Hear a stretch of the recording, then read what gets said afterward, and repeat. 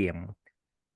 Muy buenas tardes. De parte de la Dirección de Extensión Cultural de la Universidad de los Andes, les damos la bienvenida a esta charla titulada Jardines Resistentes al Fuego, un tema novedoso, un tema también coyuntural, con algo que está pasando y que seguro Pilar nos va a explicar un poquito más con respecto al planeta, al medio ambiente y algo que escuchamos, aunque hay algunos que se resisten a escuchar, que es el calentamiento global, pero bien, sin quitarle tiempo a la profesora del día de hoy, paso a presentarla. Nos tenemos el agrado de poder contar como profesora invitada a nuestras charlas de extensión cultural de la Universidad de los Andes, a Pilar de Boto Valderrama. Ella es una paisajista experta en paisajismo resistente al fuego, que es justamente lo que nos viene a contar. Es resistente al fuego y tolerancia a la sequía. Por más de 25 años se ha dedicado al diseño y desarrollo de muchos metros de áreas verdes, jardines y parques. Ha trabajado con desarrolladores privados y públicos, escrito bastante acerca de sobre la transformación del clima, sus consecuencias, los incendios forestales, algo que posiblemente nos esté preocupando ya llegando el verano. Así que muy bienvenida, Pilar. Todo tuyo la sala virtual que tenemos el día de hoy aquí en Extensión. Muchas gracias, Raúl. Te Muy corto buenas, un ratito porque me olvidé de algo muy importante. ok, Pilar, discúlpame. Y es que me olvidé de presentar la modalidad de cómo va a ser esta charla. Y es una primera parte de presentación y de ahí vamos a preguntas y respuestas, donde yo voy a moderar las preguntas y las respuestas. Abriremos micrófonos también para que los puedan decir. Ojalá que las preguntas sean concisas, cosa que nos da el tiempo específico y tenemos más posibilidades de poder resolver las dudas que tenemos. ¿Ya? Eh, de todas maneras, para no olvidarnos de las preguntas, si no tienen algo con qué apuntar, pueden ir diciéndonos en el chat. Yo las voy guardando y después se las voy diciendo a Pilar. Ahora sí, discúlpame Pilar, muy bienvenida. Todo ok. tuyo, el aula virtual. Muchas gracias, Raúl. Muy buenas tardes a todos. Muchas gracias por el interés de preocuparse por este tema tan importante.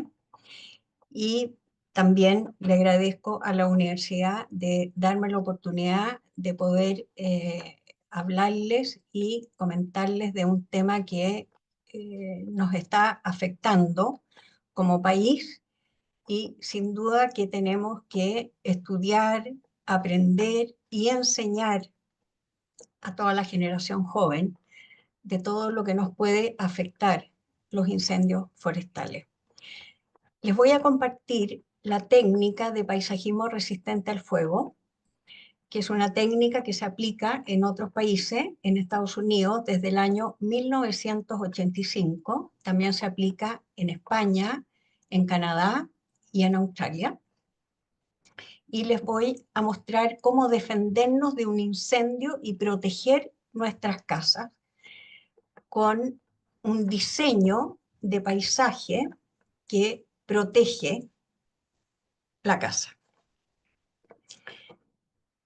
Dentro de los países más vulnerables a incendio estamos nosotros. Por lo tanto, eso es tremendamente importante que tengamos en cuenta, tomar medidas, sobre todo después de todo lo que vimos en febrero 2024 en la región de Valparaíso. Es fundamental crear espacios verdes, bonitos, pero seguros y sostenibles. No existe la planta no inflamable. Todas las plantas se pueden quemar, todas, absolutamente todas.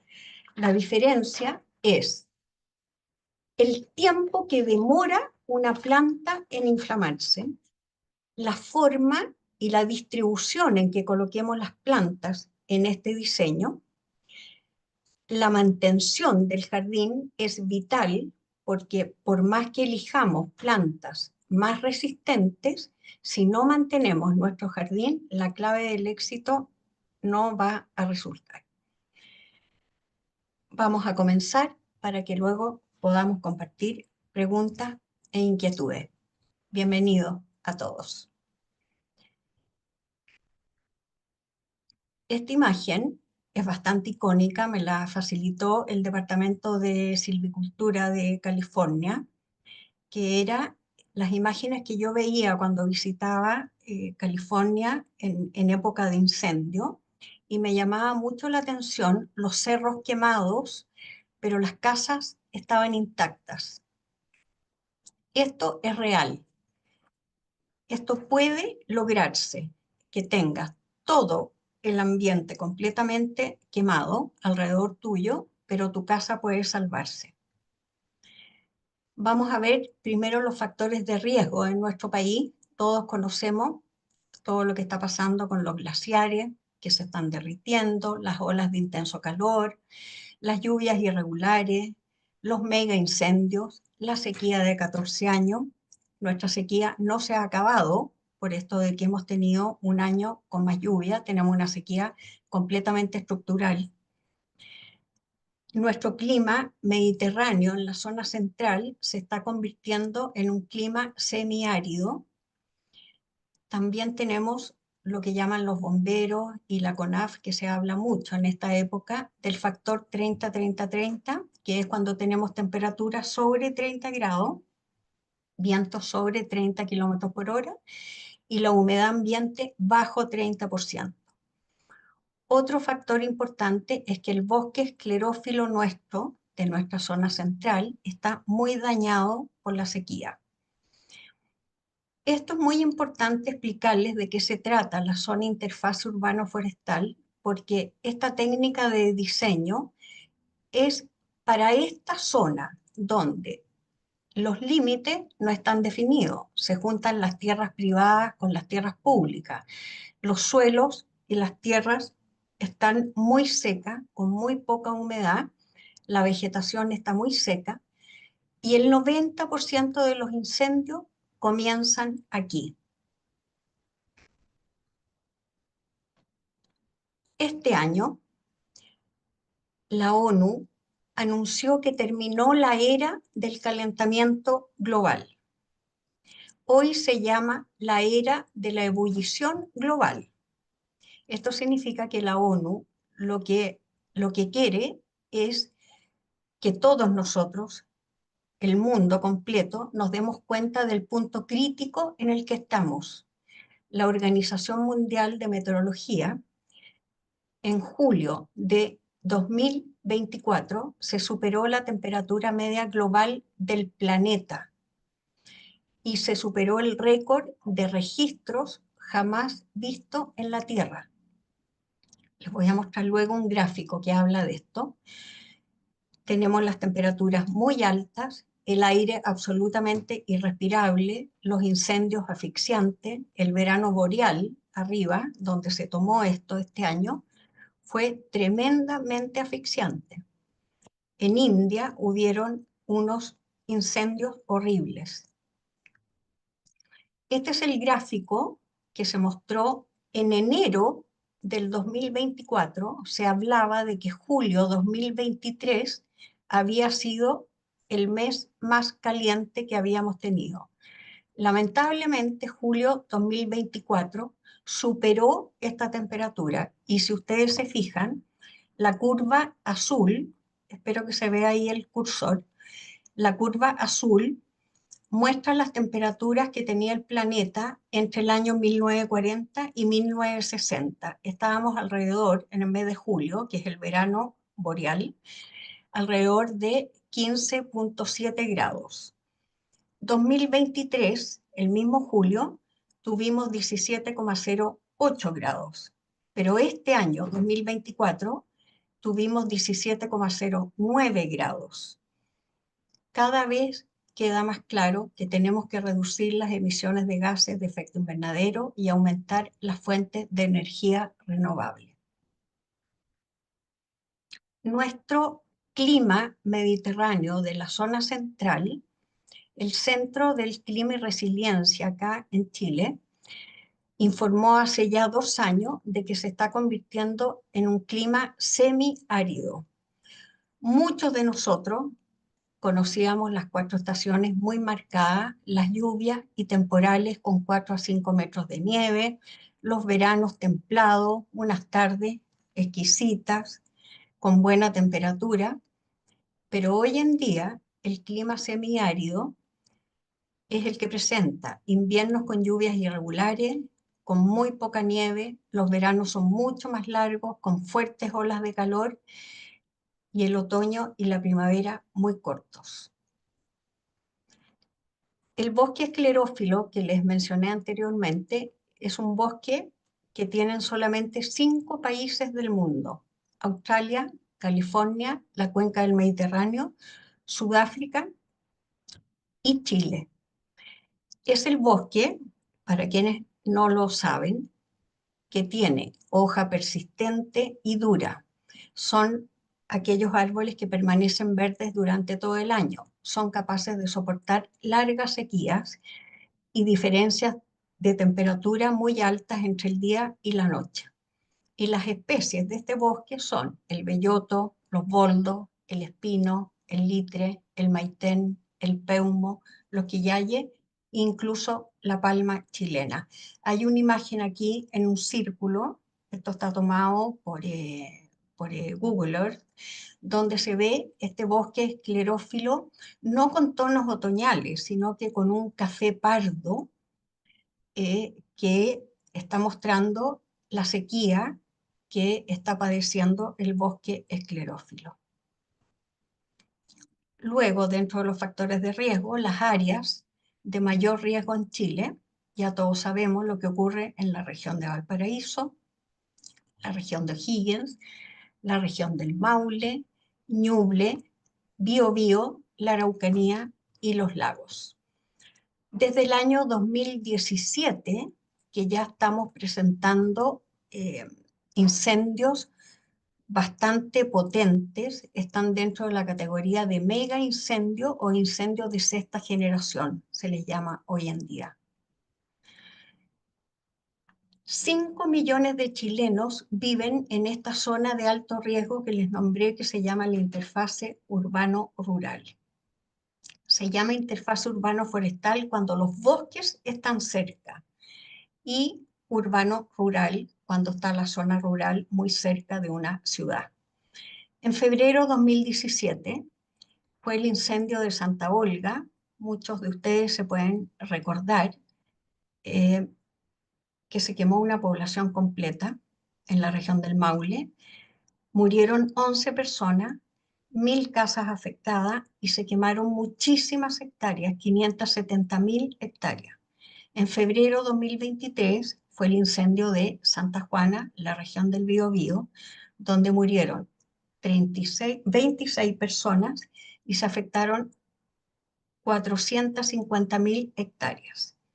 Y el más reciente, en febrero de este año, en Valparaíso, donde lamentablemente murieron 134 personas.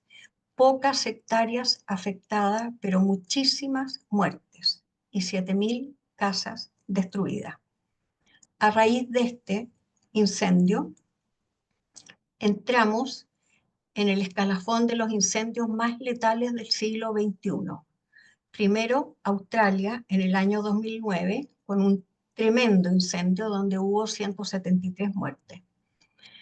Nosotros quedamos en segundo lugar con 134 personas y Grecia en tercer lugar en el año 2018 con 103 muertes. Hacía poco había sido el incendio en Maui, donde murieron 100 personas, pero nosotros ocupamos ese lugar ahora. Entramos a California, Santa Bárbara. Les quiero mostrar dónde comenzó esto del jardín resistente al fuego.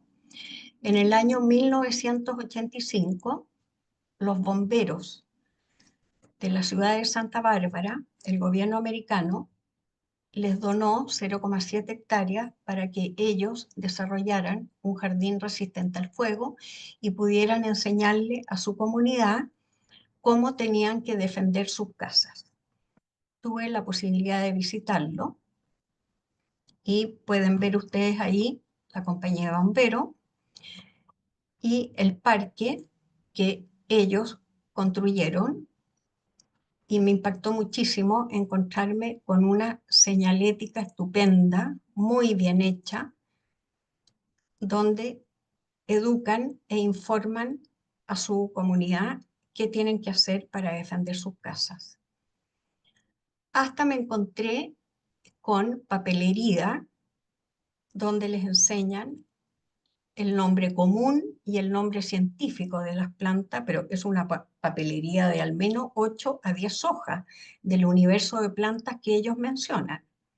Unos trípticos muy bien hechos, muy bien desarrollados, donde le explican a las personas las zonas defendibles, que luego les voy a comentar de qué se tratan, y quedé, la verdad, muy impactada, porque dije, por Dios, todo lo que nos falta a nosotros para educar a toda la generación joven y todo lo que tenemos que entregarles.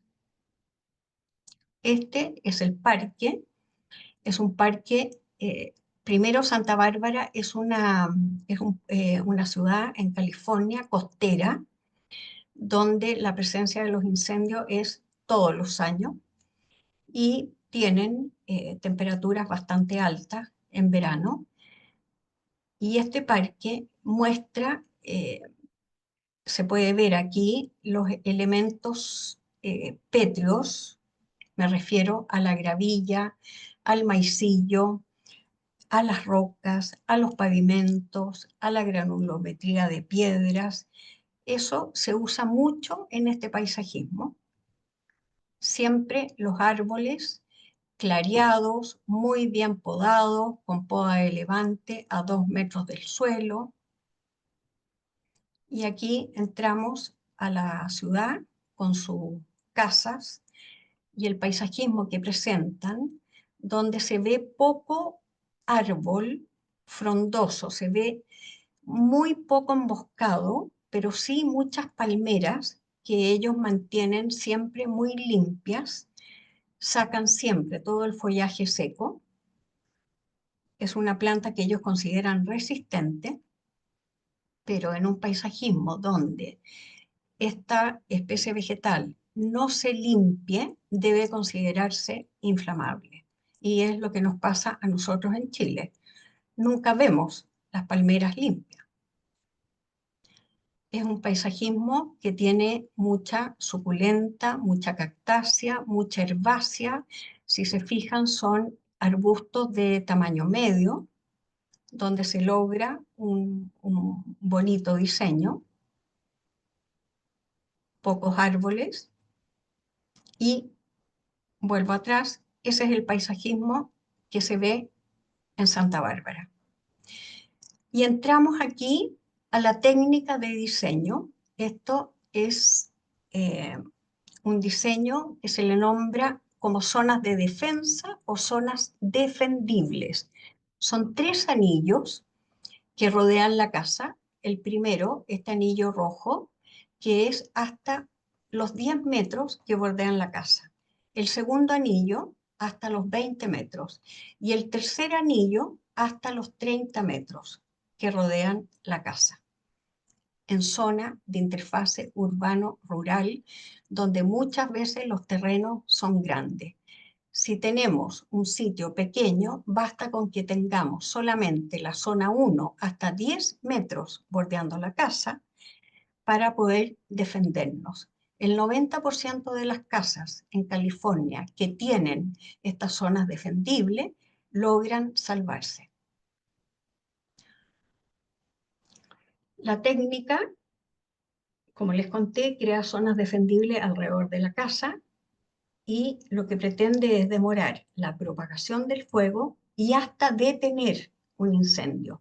La clave del éxito es cómo distribuimos las plantas, qué plantas vamos a elegir, el uso de plantas espaciadas, menos inflamable, y sin duda que la mantención del jardín es vital. Sobre todo, mantener las plantas sanas, no con pestes, bien regado el jardín, sin maleza y con buena poda. Otra imagen de los tres anillos, esto en una zona de interfase, solamente colocamos césped en los primeros 10 metros que rodean la casa, porque estamos hablando que estamos en un país con mucho problema de sequía, por lo tanto podemos seguir trabajando los otros anillos con, como les había contado, materiales áridos, maicillo, gravilla, ladrillo molido, tierra, cualquier elemento que sea inorgánico. La zona de defensa 1, que es hasta los 10 metros, es importante hablarles de lo que llaman la zona 0. Son los primeros 1,5 a 2 metros que están junto a la casa, pegados a la casa, donde no debe ir plantada ninguna especie vegetal, nada, absolutamente nada, ni una enredadera. Podría haber algún macetero con alguna planta muy resistente al fuego que pudiese trasladarse en caso de un incendio muy, muy grave. Y en esta zona solamente podemos colocar entre 1 a 2 árboles en ese anillo, no más. Árboles caducos, de poca altura y siempre con la poda a 2 metros del suelo, la poda del tronco. Eso se llama la poda de levante, que esté lo más limpio posible. Y plantando grupos aislados de arbustos bajos que se van repitiendo siempre con distinta especie vegetal. Por lo tanto, no al monocultivo. Cuando se habla de monocultivo es cuando se habla de una especie vegetal. La idea es poder plantar diferentes especies de modo de crearle problemas al fuego, no generarle puente al fuego. Como todas estas plantas tienen distinto tiempo de ignición, de inflamarse, la idea es que si una se inflama a los 15 segundos, la otra a los 20 o 40 segundos, se demoren y no puedan tener continuidad en la propagación del fuego. La zona de defensa 2, que es hasta los 20 metros, continuamos con plantación de árboles. Antes podíamos plantar hasta 2, ahora podemos plantar hasta 3 en el segundo anillo. Y continuamos con las islas de arbustos bajos, generalmente herbáceas o arbustos de bajo crecimiento. Y lo que les conté del primer anillo, no al monocultivo, siempre tratando de plantar diferentes especies vegetales. Llegamos a la zona 3, que es hasta los 30 metros, y en este anillo de los 30 metros que rodea la casa, sí podemos empezar a usar arbustos de crecimiento más alto. No podemos plantar jamás ni coníferas ni eucaliptos, ya le explicaré más adelante, están dentro de los árboles más inflamables. Continuamos con la poda de levante, siempre la copa a 2 metros del suelo, pero sí en este anillo podemos colocar más plantas. El combustible escalera vertical es muy conocido en este tema. Y en la zona 2 y zona 3 es importante que sepamos de qué se trata. Ya hemos hablado de que el árbol individualmente tiene que estar siempre podado a 2 metros del suelo. Si tenemos la posibilidad de colocar arbustos debajo de un árbol, hay una regla que es imprescindible. Si ese arbusto mide 1 metro de altura, la regla dice que tiene que haber 3 veces la altura de ese arbusto libre hacia la copa del árbol. O sea, si aquí, por ejemplo, colocamos un Pittosporum tobira que va a lograr 1 metro de altura, tenemos que tener 3 metros libres desde la, la altura final del arbusto hacia la copa del árbol. Tiene que estar completamente espaciado y libre. Lo mismo sucede cuando hablamos del combustible horizontal entre las plantas. Los árboles se miden de copa a copa. Deben tener siempre 3 metros de distancia absolutamente libre. Por ejemplo, si estos dos árboles tienen 4 metros de diámetro, significa que tengo que contar 2 metros a la derecha, los 3 metros libres y los 2 metros a la izquierda del próximo árbol. Significa que nuestros troncos tienen que estar plantados a 7 metros de distancia entre uno y otro. Por eso que es tan importante conocer la altura final de un árbol y también el diámetro futuro final. Y para eso, afortunadamente, hoy en día tenemos Google y es muy fácil informarse. En las pendientes, la distancia de plantación también tiene reglas importantes. En una superficie plana, los arbustos, como les conté, se toma la altura.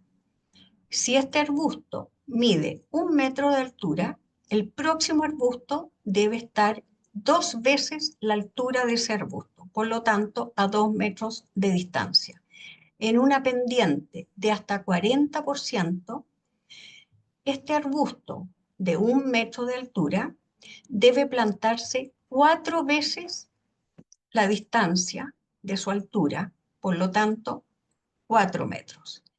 Y en una superficie mayor sobre 40% debe plantarse a 6 metros de distancia. En el caso de los árboles que se miden de copa a copa, lo importante es el diámetro del árbol. En una superficie plana deben plantarse a 3 metros de distancia. En una pendiente de hasta 40% a 6 metros de distancia. La copa, no los troncos. Y en una pendiente mayor a 40% debe estar a 9 metros de distancia las copas. Otro factor que ayuda a propagar el fuego son, por supuesto, las pendientes donde la orientación norte se seca bastante, las quebradas actúan como chimenea y la pendiente duplica la velocidad del fuego. Cuando tenemos una casa en riesgo, aquí vemos una casa que tiene techo de madera, tejuelas, además está construida en madera, eso es de alto riesgo, tiene aleros amplios y profundos, tiene árboles que están plantados muy cerca de la casa. Recuerden que había que plantar el tronco del árbol, tiene que quedar a 7 metros de distancia de la casa, de modo que cuando su diámetro, su follaje futuro, ya sea bastante amplio, queden al menos, deben quedar 3 metros libres desde las ramas a la casa. Otro factor de riesgo, como hablamos, son el combustible escalera vertical, donde las copas se tocan unas con otras. Eso también es muy riesgoso. Y si además tenemos vientos de 80 kilómetros por hora, estamos con muchos problemas. Esta casa que tiene una pendiente, al estar muy cerca de la pendiente también hay un gran riesgo, porque la pendiente actúa como chimenea y por lo tanto es muy fácil que el fuego llegue cerca. La casa protegida y segura sería de la siguiente forma. El material, por supuesto, tiene que ser de techo resistente al fuego. Los aleros, que no sean amplios, que sean cortitos. Si está cerca de una pendiente, debe construirse un muro de hormigón para desviar el calor de la casa. El muro al final actúa como cortafuego. El árbol, que debe estar plantado mínimo a 7 metros de la casa. Y los árboles deben estar podados a 2 metros del suelo y con distancia suficiente que queden espaciados. Eso convierte esta casa en un lugar más seguro. Les voy a mostrar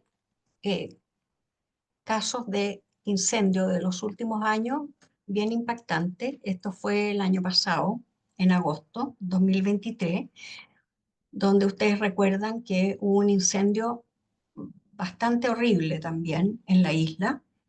Se quemaron varias ciudades y esta es una casa que compró una pareja de adultos mayores en el año 2021 y decidieron restaurarla y conservar la casa de madera y le cambiaron el techo por este techo de acero rojo.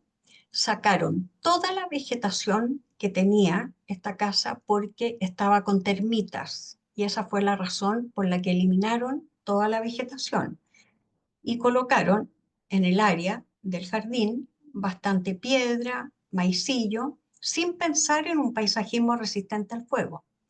Y lo que consiguieron es esta imagen que se viralizó en todo el mundo, donde se quemaron todas las casas, excepto esta. Y lo que se dice es de que este techo fue tremendamente importante porque recibía las pavesas que volaban de las otras casas, caían a este techo y luego caían al suelo, pero no había vegetación. Por lo tanto, no se prendió la casa y fue la única casa que quedó sin daño. Muy impactante.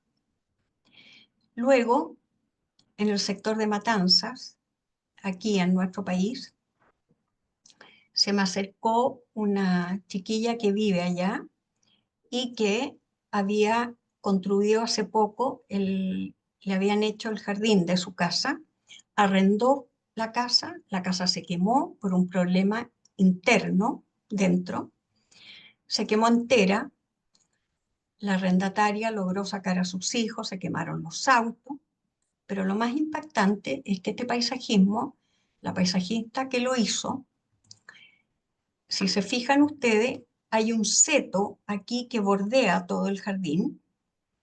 Incluso hay una casa como de Tupán, aquí una construcción, que no se quemó. Y este seto, que está construido con Myoporum laetum, que es una especie vegetal que se usa muchísimo en la costa, lo van a ver aquí, este miosporo se chamuscó completamente, pero no logró encender. Y eso fue lo que salvó que todas estas otras casas no lograran incendiarse, porque no hubo forma de que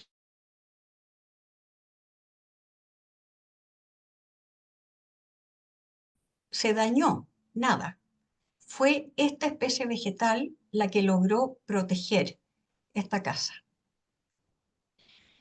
Otro caso más, en febrero de este año, en Valparaíso, esta es una villa de 70 casas que estaba en el epicentro total del incendio en Valparaíso. Y estas 70 casas se salvaron. ¿Qué hizo esta comunidad? Ellos se pusieron de acuerdo, sabían que estaban tremendamente expuestos porque están al lado de una pendiente. Si se fijan acá, hay aquí, miren cómo están, los, pero unas pendientes terroríficas, y ellos construyeron aquí un muro que actuó de cortafuego.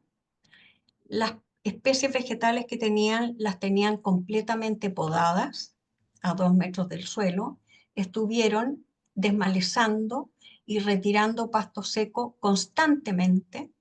Todos sus pocos árboles que habían los tenían podados y además instalaron estanques de agua. Y mientras el incendio ocurría, ellos humedecían este lugar, esta viña completa, hasta que tuvieron que arrancar, porque si se fijan el entorno está todo quemado, esto eran llamas y llamas por todos lados. Tuvieron que arrancar pensando en que habían perdido sus casas y al día siguiente se encontraron que su villa estaba intacta. Bien impresionante el caso. El jardín botánico, que todos ustedes también deben saber, se quemó casi por completo. Así estaba en agosto de 2023, se quemaron 400 hectáreas y una familia completa de 4 personas murió. Piensan que necesitan al menos 5 años de recuperación. Afortunadamente hay varias empresas que están ayudando, CONAF, Desafío Levantemos Chile, Reforestemos, han avanzado mucho. Lo impactante de esto es que de la familia que murió, la persona que estaba, eran gente que trabajaba en el jardín botánico, y la persona que estaba a cargo de la propagación de las plantas, de las semillas, fue quien plantó 13 yingos, 6 alcanfor y 3 caquis que el gobierno japonés había regalado al jardín botánico. El gobierno japonés le regala a todos los jardines botánicos semillas de Ginkgo biloba, que es el sobreviviente de la bomba atómica en 1945, pues esta vez también sobrevivió al incendio, igual que los alcanfores y los 3 caquis. Llegamos a un tema que a mí me importa muchísimo, que es los estudios de inflamabilidad en los árboles nativos de Chile. Afortunadamente, hay un ingeniero químico de la Universidad Técnico Santa María que está estudiando, hace un tiempo atrás, ya lleva 3 años, estudiando la inflamabilidad de plantas nativas e introducidas. Y publicó un artículo de estos compuestos químicos, en una, lo publicó y una revista americana lo subió, y esa fue la forma, lo subió a internet, y esa fue la forma que yo logré tomar contacto con él, donde me contó todos estos estudios que estaba haciendo. Él tiene, no solamente él y un equipo, y luego de esta publicación en la revista Forest Ecology en Estados Unidos, ganó el Fondesit y hoy lidera el tema de inflamabilidad en Chile. Él descubrió que todos sabemos que el eucalipto y las acacias, los aromos, son tremendamente inflamables, pero descubrió que el peumo, nuestra planta nativa preciosa, es tremendamente inflamable y con un grado de inflamabilidad que supera al eucalipto. El grado 5 en la escala de Ballet, hay una escala de Ballet para medir la inflamabilidad, y el eucalipto y el peumo y los aromos están en grado 5. El pino está más abajo, es menos inflamable que estos otros.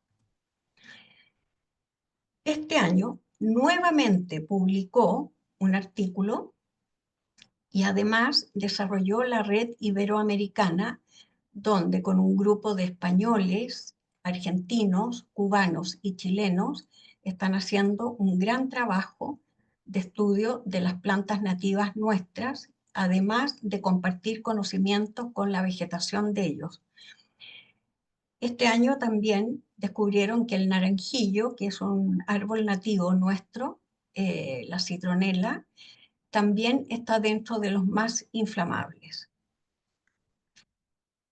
Este es un estudio que se hizo en la Universidad de Concepción hace muchos años atrás, donde hablaban de que el avellano demora casi el doble en prenderse que el eucalipto y el pino. Por eso en el campo a esta planta le dicen que es apagoso y lo usan como cortafuego y rebrota sin dificultad. ¿Por qué hay hojas que arden más rápido que otras? Este es un artículo que acaba de aparecer, recién salido del horno, hace 2 días atrás, estudio de Fabián Guerrero y su equipo, donde hablan de la química de las hojas nativas, cómo influye en la inflamabilidad. Ellos hablan de los terpenos, la acetona, los aldehídos y otros compuestos químicos, donde se han dado cuenta, siempre la gente que estudia la inflamabilidad estudia los terpenos, que son los compuestos químicos que tienen que ver con los aceites esenciales. Y se han dado cuenta que no solo tienen que estudiar los terpenos, porque hay plantas nativas nuestras que tienen terpenos y que se pensaba que eran altamente inflamables, pero que también presentan hidrocarburos. Al tener ambos compuestos químicos, terpenos e hidrocarburos, los hace menos inflamables. Y es lo que acaban de darse cuenta este año con el quillay y con el litre, que sí tienen terpenos, pero al tener además hidrocarburos, los convierte en plantas menos inflamables. Ahí tenemos el quillay y el litre. Y entramos a la clasificación de plantas ignífugas y pirófitas, las más resistentes y las más inflamables. Repito que todas las plantas se pueden incendiar, no existe la planta incombustible. Las plantas ignífugas o más resistentes al fuego son las que tienen alto contenido de humedad, resisten altas temperaturas, demoran en producir una llama, por lo tanto tienen muy poca velocidad de propagación, retrasan y pueden llegar a detener el paso del fuego. Dentro de estas plantas tenemos la imagen de la suculenta porque son las plantas estrellas de este paisajismo.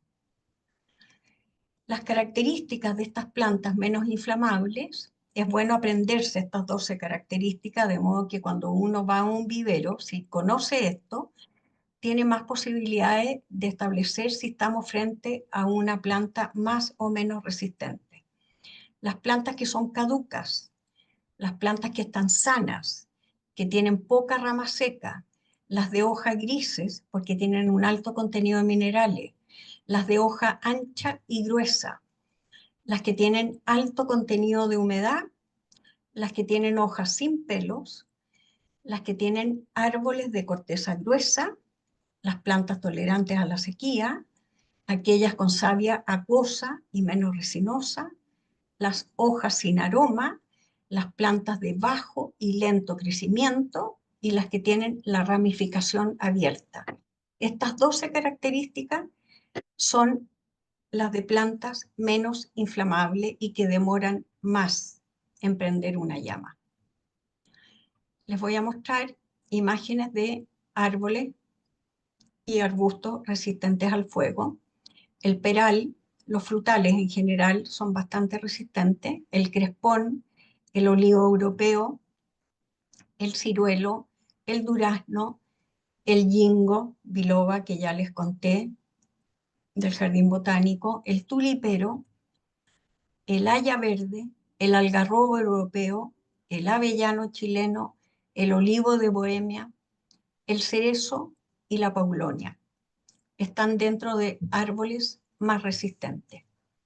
Dentro de las plantas, les puedo mostrar plantas conocidas por muchos de nosotros, Pittosporus tobira, el boj verde, el boj variegado, la verónica azul, el rus, que es una planta que se está usando muchísimo hoy día, las rosas, herbáceas como la tulbagia, los agapantos, nuestro precioso chagual, la nifofia, que ya se ve bastante en las calles acá en la zona central en Santiago, el lirio, el osteopermum también se está viendo bastante, se da muy bien en la costa, el coprosma, una hoja preciosa, brillante, el cianotus, una planta que florece en primavera preciosa, las salvias, la leucanta, la huestringia de hoja gris, el cianotus rastrero, el rafiolepi, todo lo que tiene que ver con suculenta, como las echeverias, los aeonium, los sedum, la doca, el mioporum, el rayito de sol, y aquí tengo que hacer mención a que la doca y el rayito de sol, si no se podan y no se mantienen, ellos instalan un colchón seco debajo, que por supuesto que los convertiría en una planta inflamable. Por lo tanto, siempre hay que estar atento a mantenerlos y podarlos. Más plantas dentro de los que demoran en inflamar. Aquí están los cubresuelos o tapices rastreros, el cefirante, la yuga, el cerastium, el hespérico, la cótula, Son plantas bastante resistentes a la sequía, la vinca, la verbena y el cerastium. Y entramos a las plantas muy inflamables o pirófitas. Son aquellas que les gusta el fuego, les atrae el fuego, tienen un alto contenido de aceite, de resinas y de terpeno. Y dentro de ellas están las rebrotadoras, donde se muere su parte aérea, pero sus raíces sobreviven, como el eucalipto. Y están las propagadoras, que son aquellas que sus semillas se transportan y germinan, como los pinos. Dentro de ellas están todas las coníferas, los eucaliptos y las acacias. Dentro de las acacias están los aromos. Las características de las plantas inflamables son 6 características que también es bueno recordarlas. Son de hoja pequeña, tipo aguja, de hoja perenne. Las hojas tienen resina, terpeno o aceites muy inflamables. Las hojas que tienen pelo, las de savia resinosa, gomosa y de olor fuerte. Las que tienen muchas hojas y mucha ramilla seca. Y las plantas infestadas, viejas y con material seco. Dentro de ella les puedo mostrar todas las coníferas que exudan resina líquida y sólida, los eucaliptos, el peumo, los pimientos, los aromos, el liquidámbar, el Pittosporum undulata, que no hay que confundirlo con el Myosporum laetum que les hablé antes, que era resistente. El Pittosporum undulata, que se ve bastante en la costa, este sí es inflamable.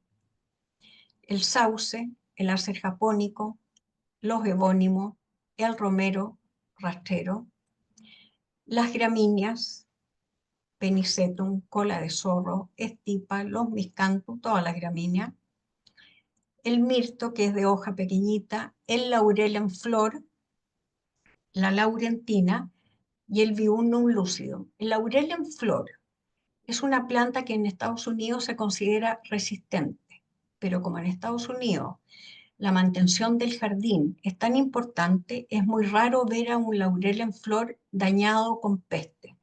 En Chile siempre lo vemos con fumagina, con conchuela, por lo tanto, al estar infestado, pasa a ser automáticamente una planta inflamable. Lo mismo sucede con la laurentina, donde hay poco concepto de fumigarlo.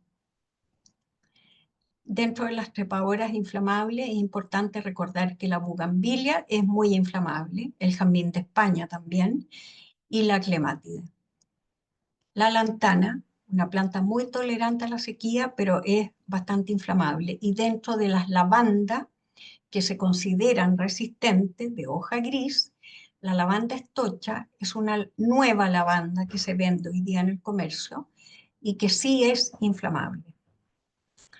Esta imagen muestra cómo tenemos que limpiar y mantener nuestro terreno. La imagen de la izquierda es justamente lo que no tenemos que tener, esta masa y este enjambre sin poda, posiblemente todo esto muy infestado, y la imagen de la derecha muestra ese árbol completamente raleado y clareado. 7 consejos de mantención. No plantar arbustos cerca de la casa. Podar los árboles mínimo a 2 metros del suelo. Recortar a 3 metros de la casa las ramas de los árboles. Acuérdense que la casa tiene que tener espacios libres, no que las ramas lleguen a la casa. Reducir la escalera vertical y horizontal, sacando las ramas inferiores de los árboles y manteniendo espacio siempre entre árboles y arbustos.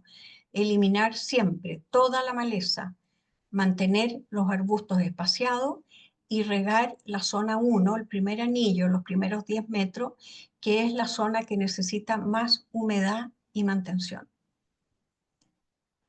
Ejemplos de paisajismo resistente al fuego. Pueden ver aquí los arbustos siempre bajos, no altos, herbáceas, mucho elemento inorgánico, pastelones, maicillo, gravilla, ladrillo molido, piedras. Aquí una imagen más extensa donde pueden ver que se puede desarrollar un lindo paisaje. Estos son tips que se pueden desarrollar en un paisajismo resistente donde podemos usar eh, pailas con agua, cómo utilizar palmetas con distintas granulometrías de piedra cerca de la casa, el, eh, en este caso la gravilla que protege y con herbáceas resistentes. Aquí estamos hablando de un corredor, no está pegado a la casa. Otro tip, pailas con suculenta, pendientes con mezcla de tapices de suculenta y patios con gravillas y herbáceas como los lirios. Otros más, diseños bonitos y estéticos. Y tenía que comentarles que en Estados Unidos no existe una ley federal única para el tema de este paisajismo. Lo que sí existe en los lugares vulnerables a incendio, en la zona de interfase, regulaciones que obligan a las personas a mantener una zona defendible alrededor de las casas. Los fiscalizan y no hay ninguna compañía de seguro que acepte proteger una casa si no dispone de un espacio defendible. Les piden plantas resistentes al fuego y espaciadas, eliminar los materiales inflamables, hojas secas y ramas muertas, el uso de gravilla, de piedras o concreto en vez de mulch, que por supuesto que al ser orgánico no podemos usar, y sin duda la mantención del jardín, de mantener libre de pestes con una buena humedad y control de maleza. Aquí los invito a sacar su celular y poder tomarle una foto al código QR que los lleva a nuestro Instagram y pueden seguir nuestra comunidad donde se habla muchísimo del tema del paisajismo resistente al fuego. Y este es el libro que escribí, lo escribí en pandemia y desde el año 2023, que ya está en varias librerías, está en nuestro Instagram, está en Busca Libre, en Contrapunto, en la Librería Antártica y en la Feria Chilena del Libro. Y llego hasta aquí, feliz de recibir preguntas, inquietudes. Así es. Bien, muchísimas gracias, Pilar. Muy entretenida y muy ilustrativa la charla que nos acabas de brindar. Y sí, hay varias preguntas. Vamos a partir con la primera, que es de Krista Schulze, que dice, ¿te parece considerar un circuito adicional de riego alrededor de la casa como para uso de emergencia? Me parece importantísimo. Si se puede hacer, por supuesto que eso ayudaría mucho. Tal como les conté de la Villa Botania en Valparaíso, que mantenían el lugar húmedo con estanques de agua, lo que propone Crista es estupendo, porque si estamos frente a un incendio, sin duda que si echamos a andar un riego cerca de la casa, nos favorece muchísimo. Bien. Bueno, Susana Tolosa pregunta acerca del estudio de los árboles más inflamables, si se podrían compartir. Si eso está en algún lado, tú lo tienes para compartir, quizá a través de tu Instagram. Por supuesto, yo, o sea, sin duda que para Fabián y su equipo es muy importante que la gente pueda tener acceso a sus estudios. Eh, Ellos son muy precavidos en no subir nada a Internet hasta que sus estudios sean muy sistemáticos y con datos históricos para poder realmente subirlo. Hay poco aún, pero sí, si a ella le interesa, yo le puedo dar el contacto para que pueda contactarse con ellos. Bien, entonces ahí queda como tarea seguir a Pilar y pedirle el estudio directamente a través del Instagram. Em, Crista nuevamente dice, entonces como sugerencia para la plantación de peumos, que yo sé que es uno de los árboles favoritos de Crista, sería Sí. plantarlos en forma aislada y separadas de otro tipo de plantas, formarlos de joven limpiando su tronco, liberando el tronco de las ramas. Yo creo que en zona de interfaz urbano-forestal no debiéramos plantar peumo. Por ejemplo, en una escuela, en una zona rural, no debiéramos tener peumo porque lo que ha descubierto Fabián es que prende muy rápido. Ahora, en lugares como Santiago, en la ciudad, podríamos colocar, porque estamos menos expuestos a los incendios de zona interfase. Por eso siempre hablo de la importancia de entender que esto es para zonas muy vulnerables a incendios. Y lo que dice Crista me parece muy bien, de que si lo usamos en un jardín de Santiago, que esté, por supuesto, podado a 2 metros del suelo y espaciado. Bien, Rebeca Undurraga pregunta cuántas veces al año habría que podar los arbustos para mantenerlos en baja altura, en qué meses del año. Bueno, la verdad que la poda depende de qué, si se refiere a árboles, arbustos o herbáceas. Las herbáceas todos los años se tienen que podar y en este caso, como se trata de mantener la poda a 2 metros del suelo, tiene que ser todos los años y lo que llamamos nosotros el raleo y el clareo también tiene que ser todos los años, porque el árbol y el arbusto están constantemente, después de la poda, vuelven a entregar nuevo follaje. Y además hay mucho arbusto que se llena de ramillas secas interiormente. Y eso es muy importante, siempre podar. Entonces, a Rebeca, que siempre se mantenga podando, porque esta es poda de mantención. No estamos hablando de podar para una formación de fruto, es para mantener el arbusto o el árbol. Pilar, ¿será necesario entonces eliminar o no considerar el mulch orgánico como chips, cáscaras de nuez entre las plantas? De todos modos, en una zona vulnerable a incendio, no usar mulch. Lo que se puede usar es gravilla, que también logra mantener la humedad, y el, las piedras de diferente granulometría también. Eso también ayuda mucho. Pero mulch por ningún motivo en una zona interfase. Perfecto. María Teresa de Curacaví pregunta si es que recomienda para los bosques de bolsillo o técnica Miyawaki algún muro de hormigón o cortafuego. La verdad, mira, qué bueno que colocó el tema ella. Los bosques de Miyawaki es un tema que yo no estoy muy de acuerdo, pero creo que no estoy de acuerdo porque es exactamente justo lo que no debemos hacer, plantar con esa densidad a 30 centímetros de distancia los árboles.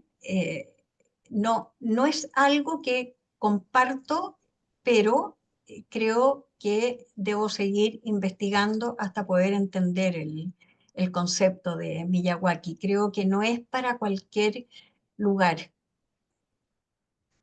Perfecto, bien. Vamos a habilitar unos minutos porque ya estamos con la hora casi lista.